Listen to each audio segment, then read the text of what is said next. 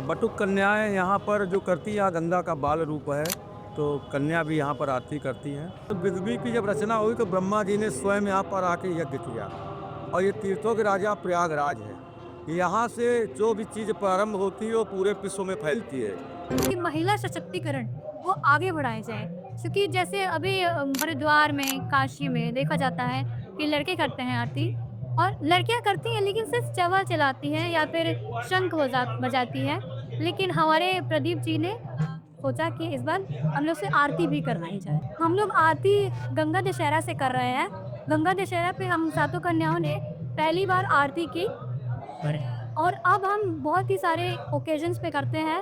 कोई भी पर्व पड़ता है उस पे करते हैं हम लोग, और हम लोग ये 26 फरवरी तक करेंगे और ये कंटिन्यू हम लोग करेंगे।